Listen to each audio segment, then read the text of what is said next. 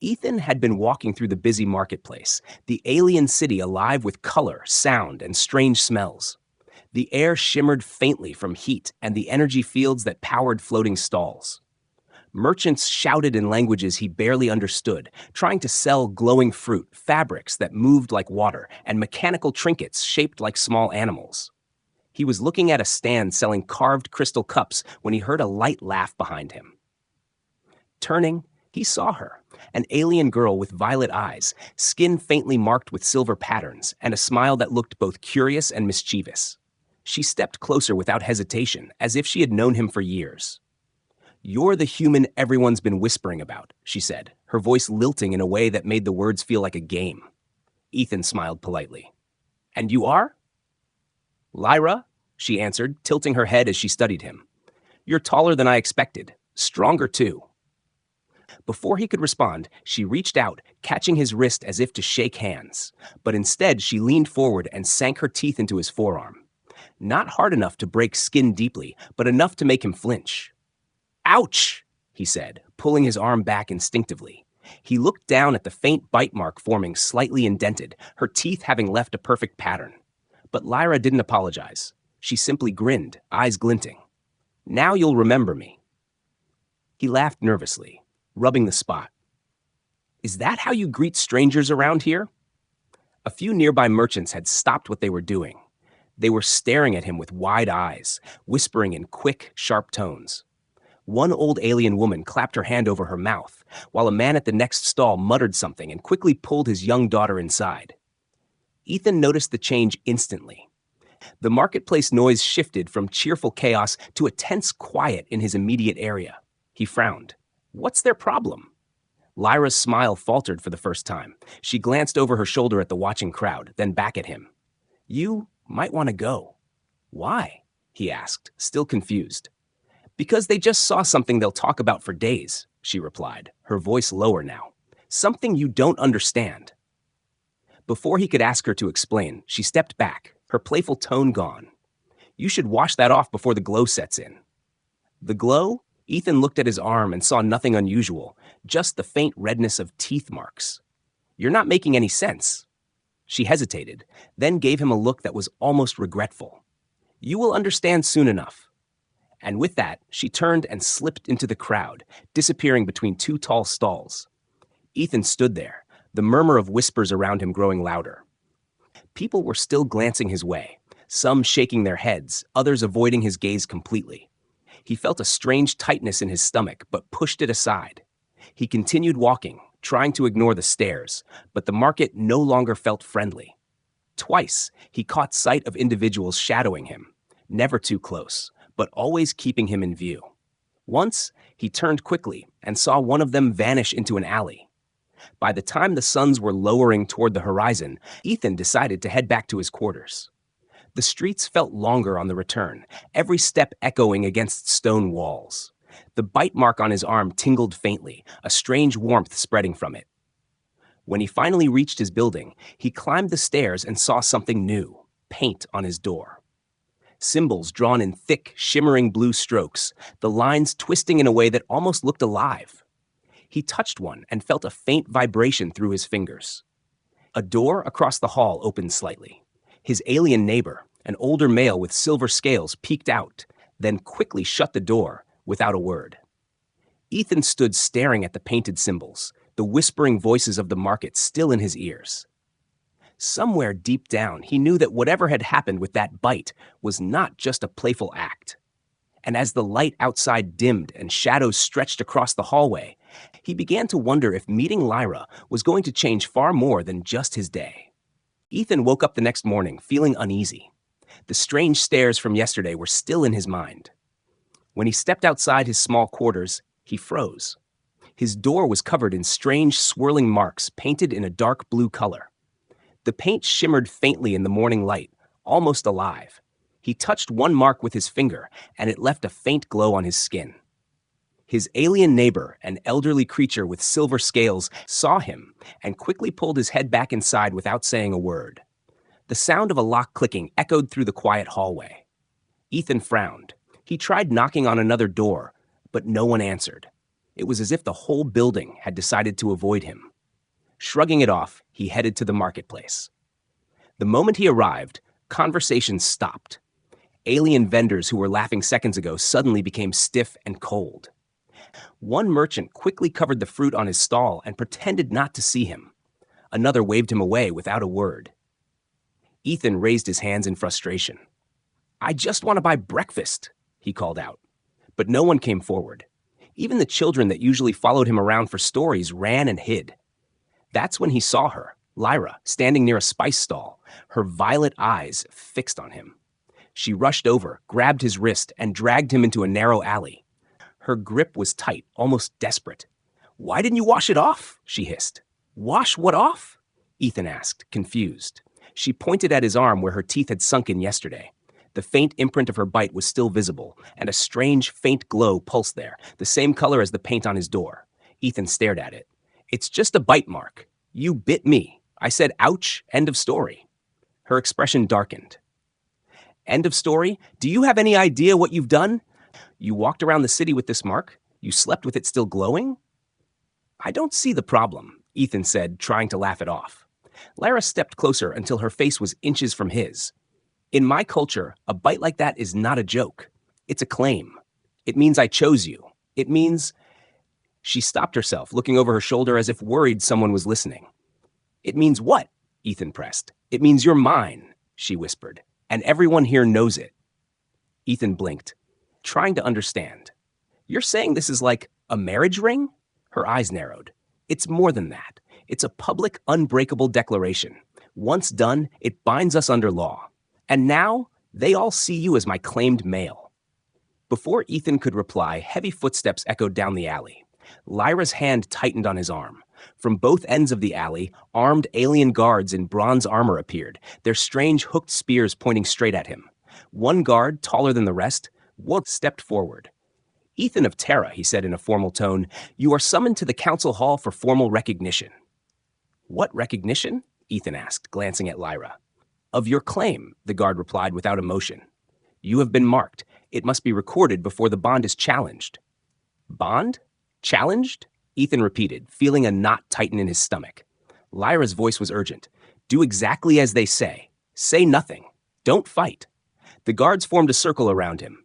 One took his arm, not roughly, but firmly enough that Ethan knew resistance was pointless.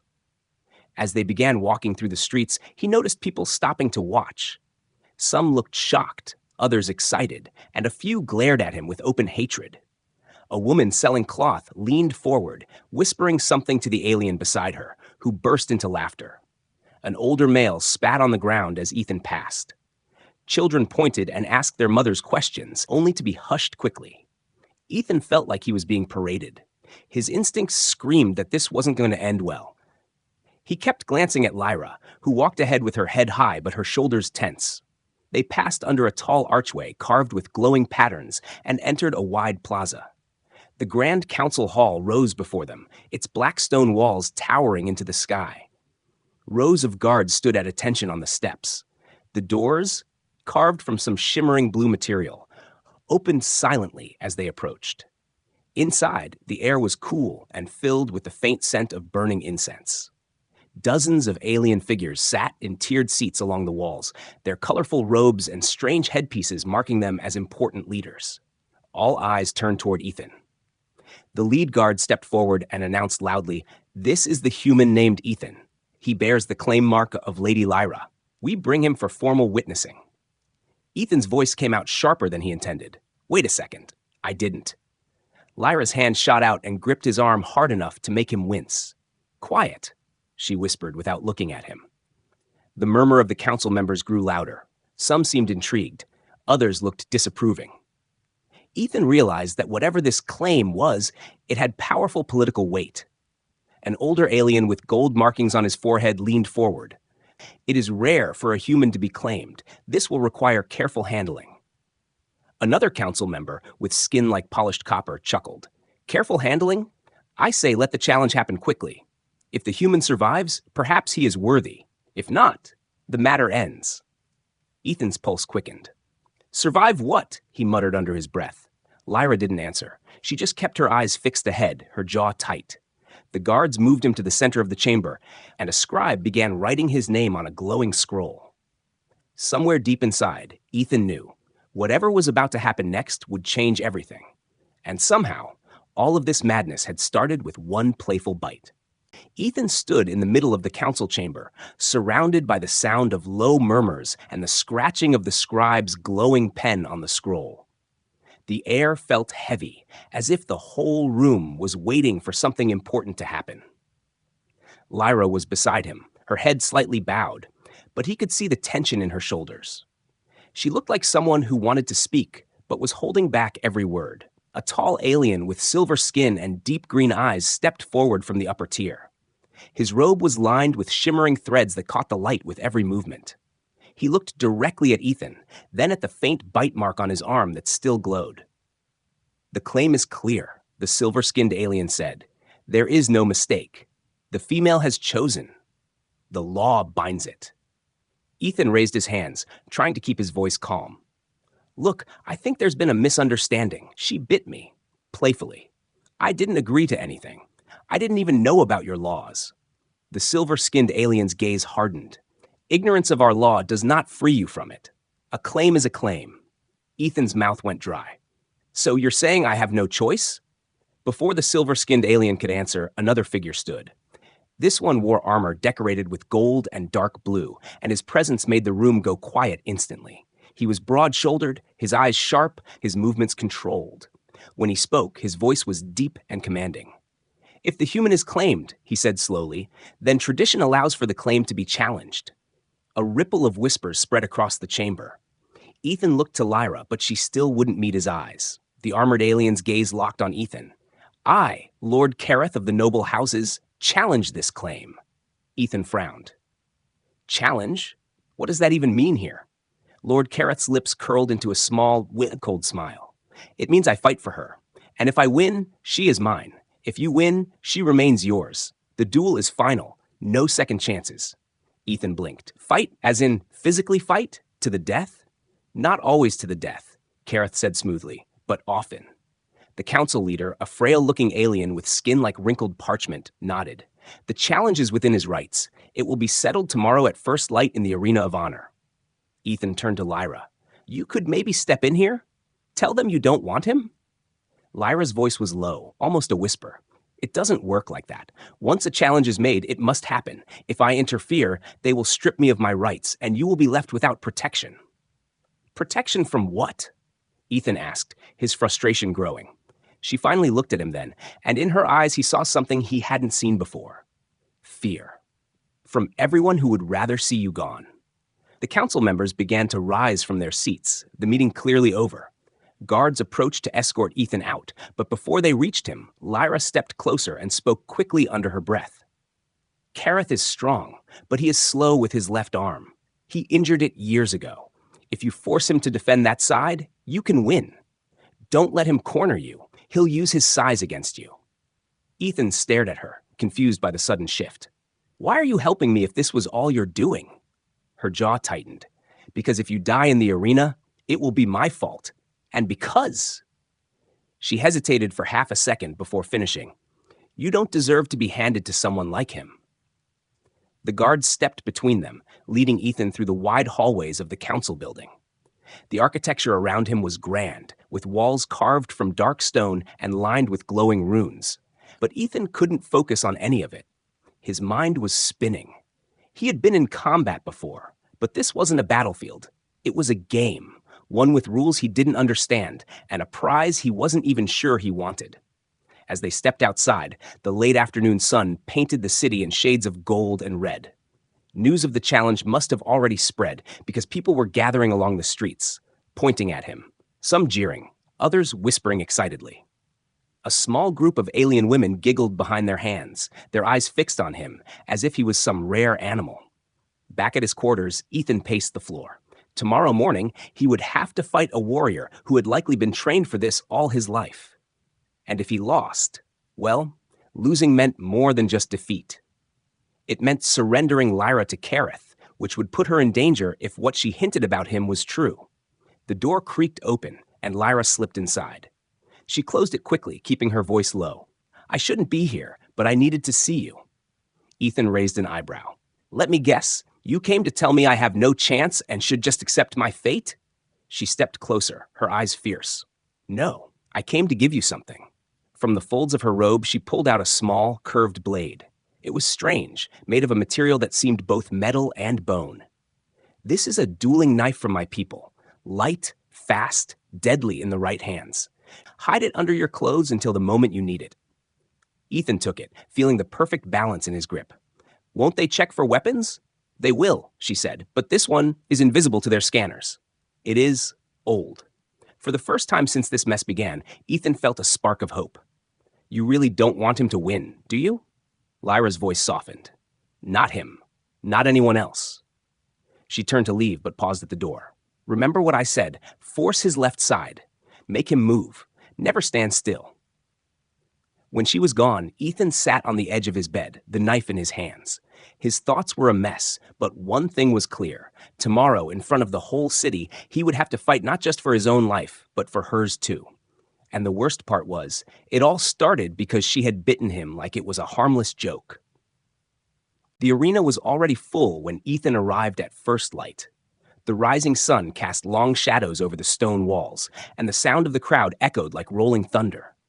The air smelled of dust and burning incense, a mix of tradition and tension. The guards led him through a narrow tunnel, the noise above growing louder with each step. When he stepped into the open, the sight made him pause. The arena floor was a wide circle of packed sand, surrounded by tiered seats that rose high into the air. Hundreds, maybe thousands of aliens filled the stands, their colorful robes and strange jewelry glinting in the sunlight. Some chanted Lord Kareth's name. Others were whispering about the human who dared accept the challenge. On the far side of the arena, a tall figure emerged from another tunnel. Lord Kareth wore armor that gleamed like black glass, each plate edged in gold. His helmet was shaped to make him look even larger, though his size alone was already intimidating. In his hands, he carried a long, curved blade that shimmered faintly with an energy field. Ethan's eyes flicked to Lyra. She stood among a group of dignitaries in a balcony above the arena. Her expression was unreadable, but he noticed her hands were gripping the railing tightly. The announcer's voice boomed through the arena, speaking in the alien tongue. Ethan didn't understand the words, but the way the crowd roared afterward made the meaning clear. This was the introduction before the fight. The announcer's voice rose again, louder this time, and Ethan heard his own name mixed in with words he didn't recognize. A loud gong echoed across the arena. The fight had begun. Kareth didn't rush. He walked forward with slow, deliberate steps, his weapon held low but ready. Ethan could feel the weight of his gaze through the visor of the helmet. He remembered Lyra's warning. Kareth's left arm was weak. He needed to force him to defend that side. Ethan began to circle, keeping his distance, his hands loose at his sides. The small hidden blade Lyra had given him was tucked inside his sleeve, waiting for the right moment. Kareth struck first. The curved blade swept through the air with surprising speed, aiming for Ethan's midsection. Ethan stepped back just in time, feeling the rush of air where the blade had passed. The crowd gasped at his narrow escape. He tried a quick counterattack, feinting toward Kareth's right before suddenly lunging to the left. Kareth moved to block, but Ethan noticed it, the faint hesitation in his left arm, the fraction of a second slower. It wasn't much, but it was there. Kareth pressed forward, his attacks coming in a steady rhythm. Each blow was powerful enough to knock Ethan off his feet if it landed.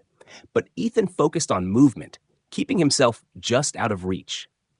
He knew he couldn't match Kareth's strength, so he had to make him tired, make him make mistakes. The crowd began to shout in different tones, some cheering for Kareth's aggression, others starting to murmur about the human's agility. Ethan ducked under another swing, rolling across the sand and coming up behind his opponent. He slashed with the small blade, aiming for Kareth's left side, but the armor deflected most of the strike.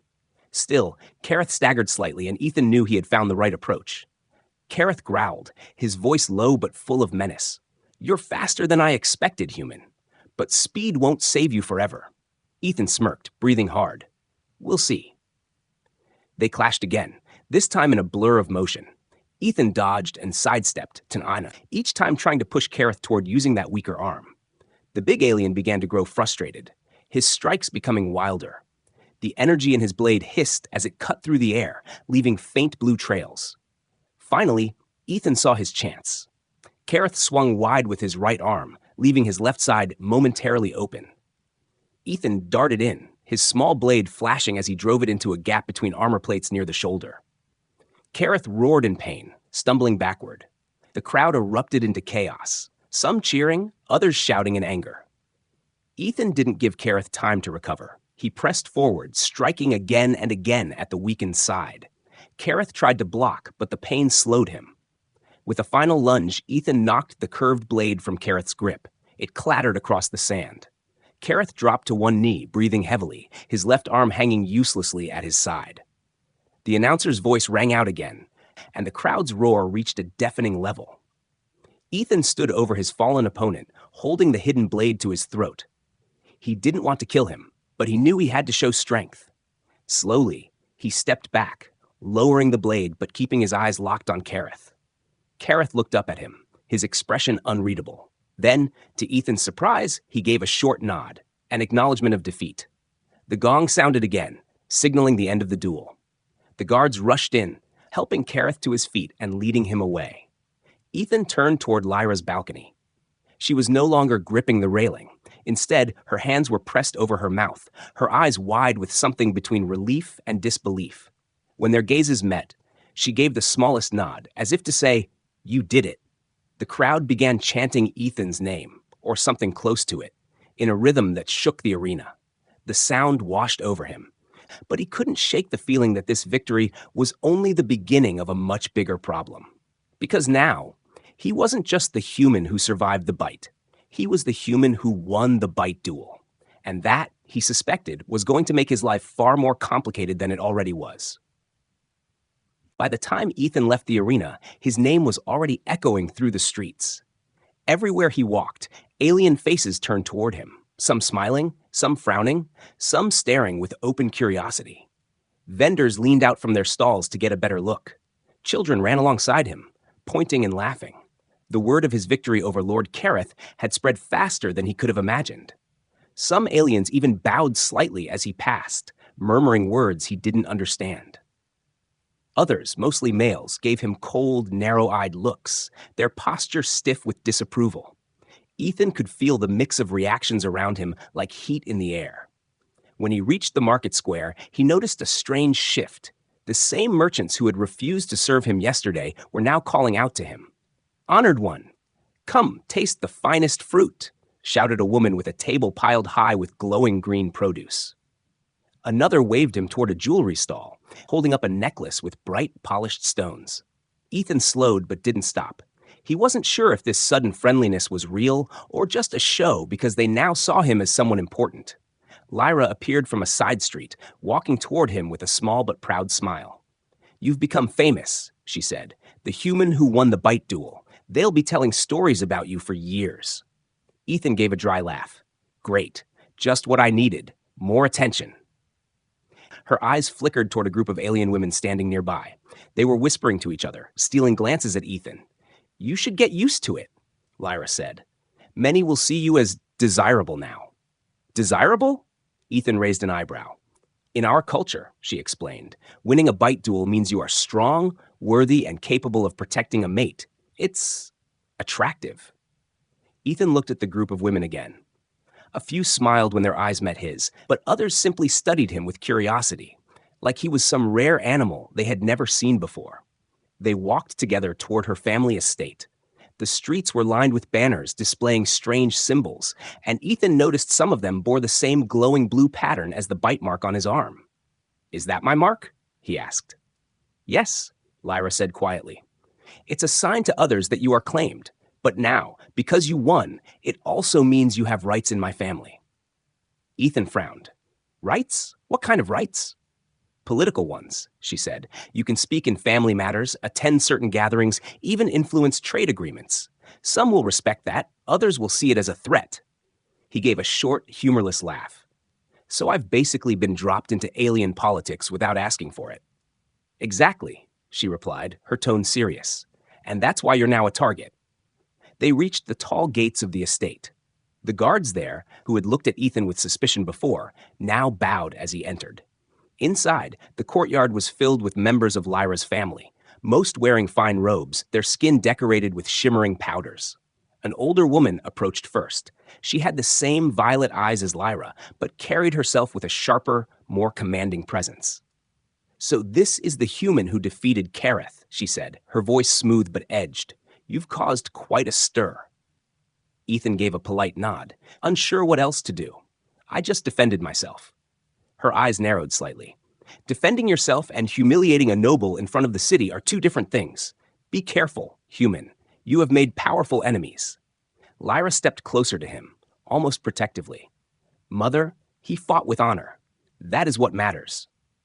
The older woman gave a slight shrug before turning away, her robes swirling behind her. As the day went on, more relatives came to meet him. Some were warm and congratulatory, others distant and guarded. Ethan could feel the weight of their judgments, as if every smile or frown was part of some invisible scorecard. Later, when the crowd had thinned, Lyra led him to a quieter part of the garden.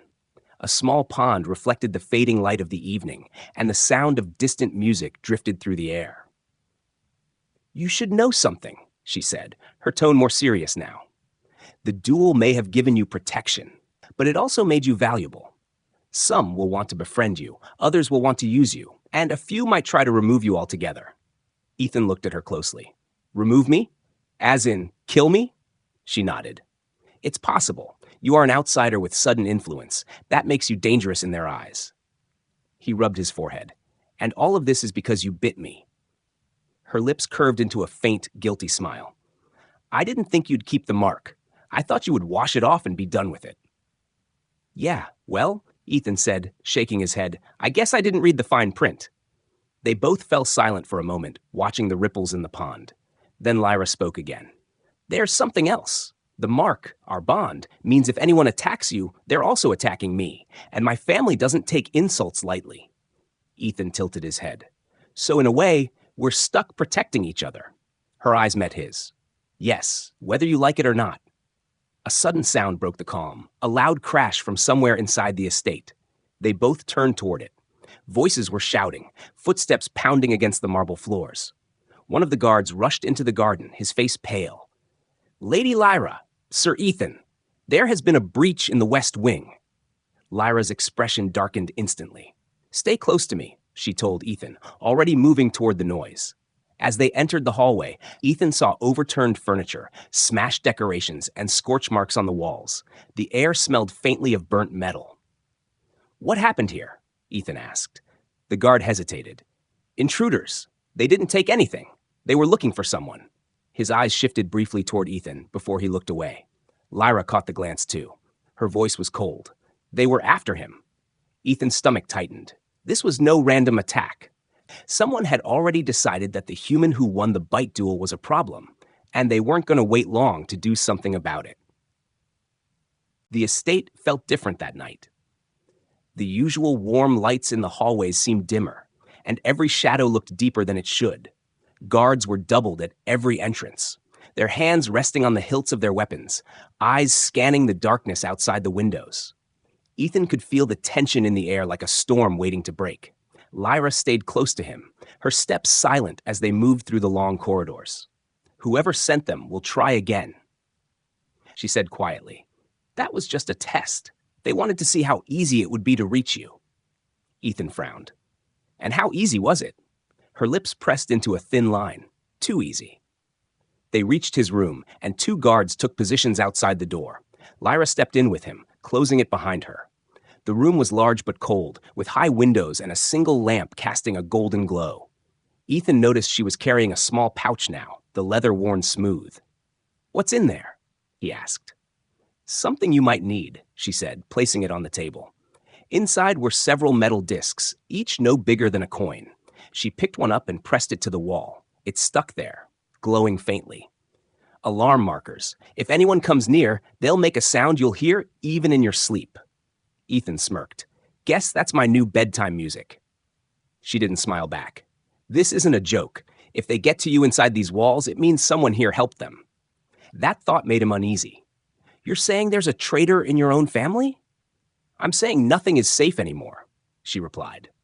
Later, after Lyra left, Ethan sat on the bed listening to the faint hum of the alarms. He couldn't sleep. Every creak in the old wood, every faint whisper of wind against the windows made him sit up, alert. Hours passed like that until he heard it. One of the discs gave a sharp, high-pitched tone. Ethan was on his feet instantly. The sound came from the far wall near the window.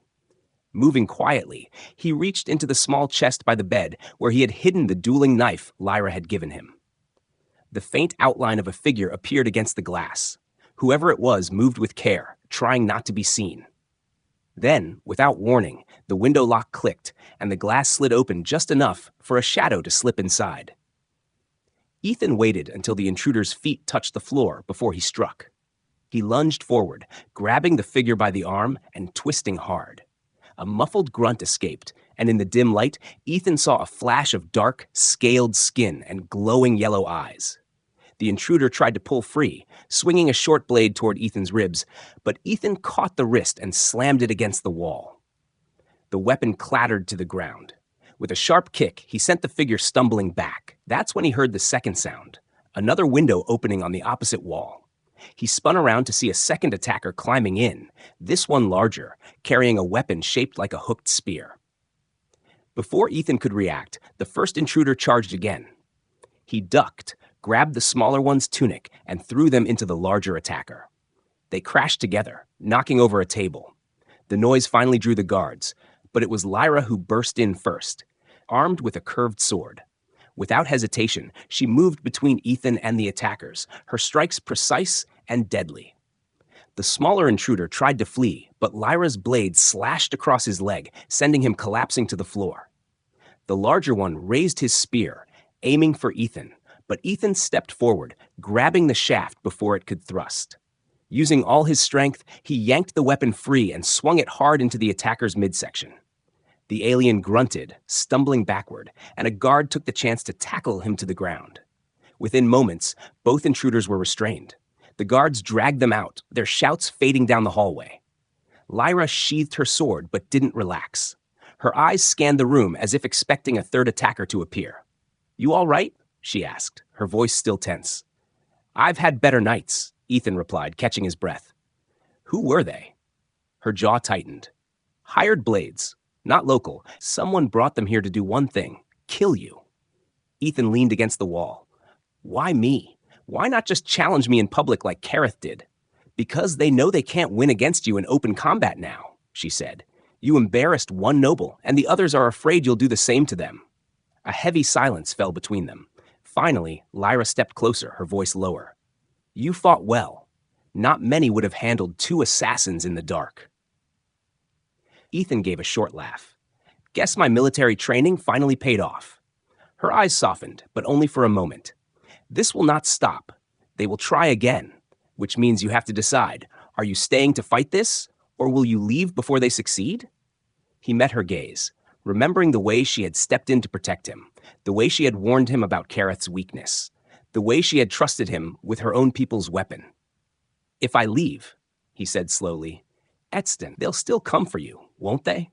She didn't answer, and that was answer enough. Ethan straightened, his grip tightening on the spear he had taken from the attacker. "Then I'm not going anywhere." For the first time that night, Lyra's expression softened fully, though she tried to hide it. "Then we stand together." Outside, the night wind rattled the high windows, carrying with it the faint sound of distant footsteps and whispers. Somewhere in the darkness, plans were already being made for the next attempt. But for now, Ethan and Lyra stood in the same room, weapons in hand, ready for whatever came next. The council hall was silent when Ethan entered the next morning. Sunlight poured through tall windows, painting long stripes across the polished stone floor. Alien leaders sat in their high seats, their expressions a mix of curiosity, irritation, and calculation. Lyra walked beside him, her chin raised, showing no fear, though he could feel the tension in the way she moved. They stopped in the center of the chamber. The council leader, the same frail-looking alien with skin like old parchment, leaned forward on his staff. "Ethan of Terra," he said slowly, "you have proven yourself in combat and in survival, but your presence has disrupted the balance of our traditions. We cannot ignore this." Ethan's jaw tightened. So what happens now?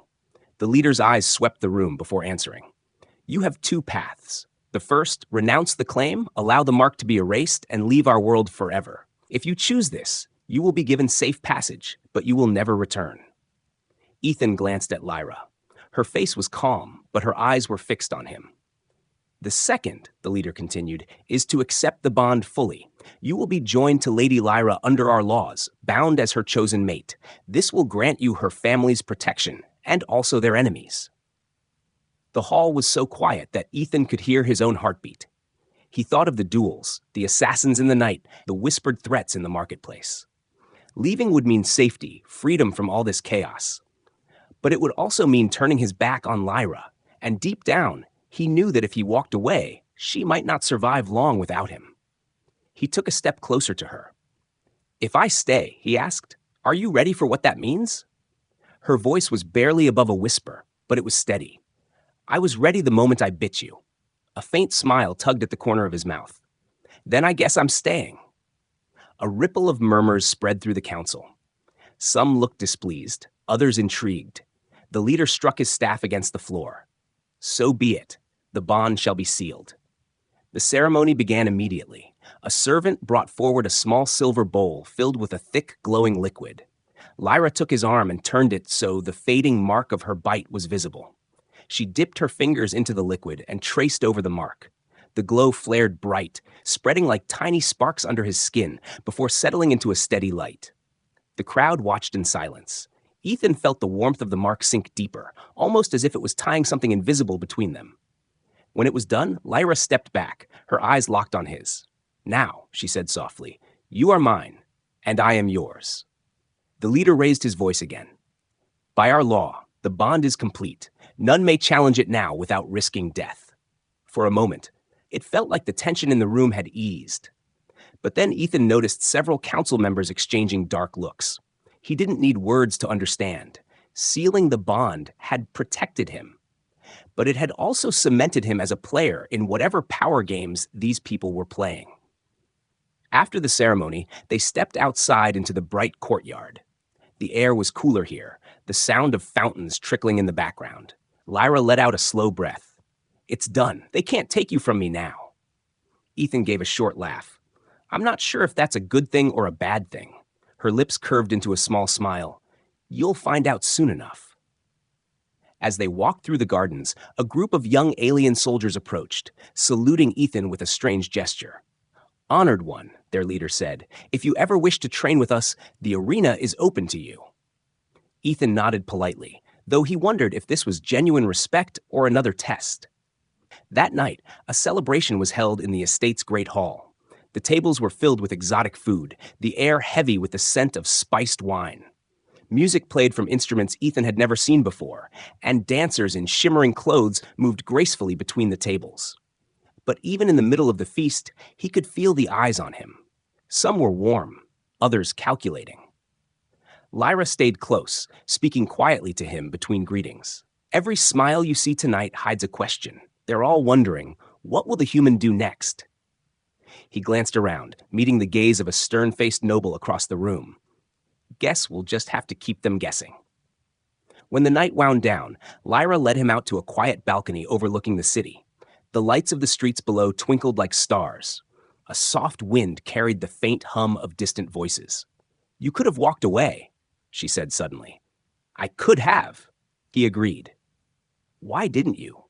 He looked at her for a long moment before answering. Because I've seen what happens to people who stand alone in this place, and I've seen what happens when they have someone willing to stand with them. I'm not letting you face this alone.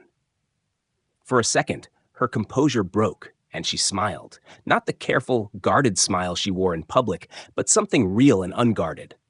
Then whatever comes, we face it together, he chuckled. Just no more surprise duels, all right? She tilted her head, pretending to think. No promises. They both laughed quietly, the sound mingling with the night air. Far below in the maze of city streets, shadows moved where the light didn't reach. Plots were still being made, and danger hadn't vanished. But for now, on that balcony under the alien sky, Ethan felt a strange sense of calm. The bite that had started as a playful act had bound their fates together. And whatever storms were coming, they were no longer facing them alone.